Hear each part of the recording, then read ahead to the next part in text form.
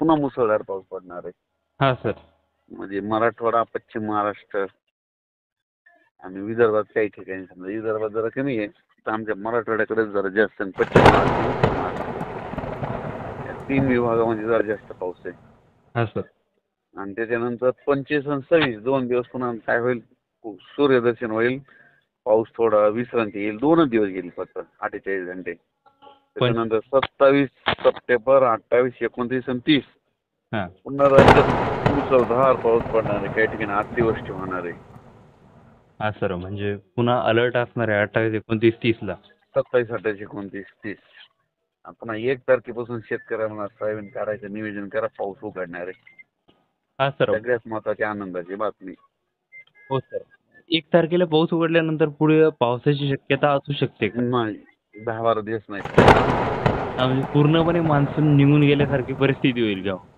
नाही, पाऊस थोडा थोडा येत राहील, पण असं हे इतका धुमाकूळ बंद होईल समजा. हा सर, बरोबर. म्हणजे एवढं पडायला ते मग स्थानिक म्हणून थोडं थोडं पडत असते, हा सर. पण असं एवढा मोठा जे आहे ना ते. हा, तो पडणार नाही. हम्म.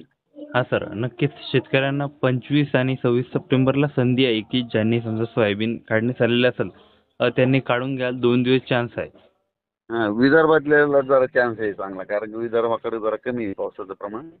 हा सर, पश्चिम फक्त विदर्भात. पाऊस आम्हाला मराठवाडा, हा सर. मराठवाड्याचे नांदेड जिल्हा, लातूर, हिंगोली, बीड, जालना, संभाजीनगर, हा सर.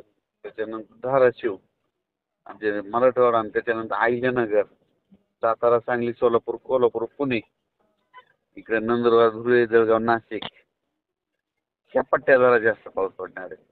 हा सर, आणि सर्वात जो पाऊस कमी या महिन्यात तो पश्चिम विदर्भात आहे, म्हणजे बुलढाणा असो जे नाही, खूप झालंय आता. ते उद्याचा जे येईल का शेवटचा पाऊस, मग ते सगळ्यांचीच सरासरी लेवल करून टाकून, जिथं कुठं पडला नाही तिथं सुद्धा. म्हणजे पश्चिम विदर्भाची देखील अपेक्षा नाही जास्त पावसाची, कारण की त्यांना देखील पाऊस झालेला आहे खूप. सोयाबीन काढायला आले सगळ्यांचं, आता पाऊस नाही पाहिजे. आणि धरणं देखील भरलेली, आणि रब्बी हंगामासाठी पुढील जेवढं पाणी लागेल तेवढं पाणी, आता भरपूर पाणी, मुबलक प्रमाणात पाणी उपलब्ध झालेलं आहे.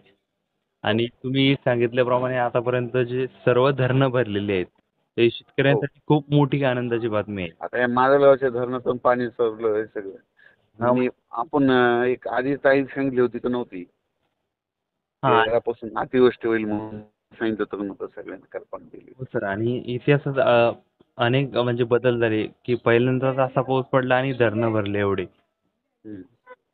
नाही, पण मी म्हणत होतो धरणं भरतील, आधीच सांगितलं होतं. हा सर, तुम्ही अगोदरच सांगितलं होतं, आणि ती धरणं भरलेली होती, आणि कोणकोणती धरणं भरतील हे देखील तुम्ही सांगत गेले होते प्रत्येक शेतकऱ्यांना. तुम्ही म्हटले होते की बीड, धाराशिव, सोलापूर, आष्टी ही जी भागं राहिलेली होती हे देखील आता या एका म्हणजे 2-3 दिवसातच कंटाळून गेले या रात्री पावसाला. सुद्धा धाराशिव हे खूप भयानक पाऊस झालाय, रात्री सुद्धा मुसळधार झालाय. लातूर मुसळधार झालाय, परभणी जिल्हा मुसळधार पडलाय, नांदेड, जालना जिल्हा, संभाजीनगर, अहिल्यानगर. म्हणजे कोणताच भाग या पावसाने सोडलेला नाही सर, म्हणजे अतिवृष्टीग्रस्त झाला. जिथे पाऊस कमी होता तो देखील भाग अतिवृष्टीग्रस्त झाला सर. म्हणजे शेतकऱ्यांना म्हणजे एक भरपाईची करायची आवश्यकता झालेली सर. सध्याची परिस्थिती बघता खूप बिकट झालेली आहे. हा, म्हणजे जो शेतकरी पावसाची म्हणजे हवा वाटपा करत होता तर ती अतिशय चुकीची होती, एवढे पावसाची हवा करणं. परंतु शेतकऱ्याला असं वाटत होतं की पाऊस पडतो का नाही, पण नक्कीच तुम्ही सांगितल्याप्रमाणे ते भाग देखील घेतलेले, सोडलेले भाग देखील या पावसाने घेतलेले. हो, सगळीकडे. हो सर, नक्कीच सर. तुम्ही म्हणजे शिर्डीला चालले, परंतु तो एक रस्ता बंद असल्यामुळे पाण्यामुळे तुम्हाला दुसऱ्या रस्त्यावरून जाणं लागलं. हो, शिर्डीला एक आपलं हे प्रदर्शन आहे शेतकऱ्यांचं. हा सर. तर तिथं उद्घाटन आहे, चाललो मी तिकडे. हा सर, दिवसेंदिवस तुमचं पण रोज फिरणं चालतंय, म्हणजे अशा या वातावरणात. आणि आपल्या दररोज मी 2-3 हजार शेतकऱ्याला दररोज भेटतो, दररोज वेगळ्या भागात, राज्यात. हा, आणि तसेच सर तुम्ही अनेक युट्यूबवरच ना रेकॉर्डिंग देखील देताय, म्हणजे गाडीत असताना, म्हणजे जेवढा वेळ मिळतोय तुम्हाला, वेळ नसून सुद्धा एक वेळ काढताय तुम्ही, त्याबद्दल देखील सर आपले धन्यवाद सर, मनापासून.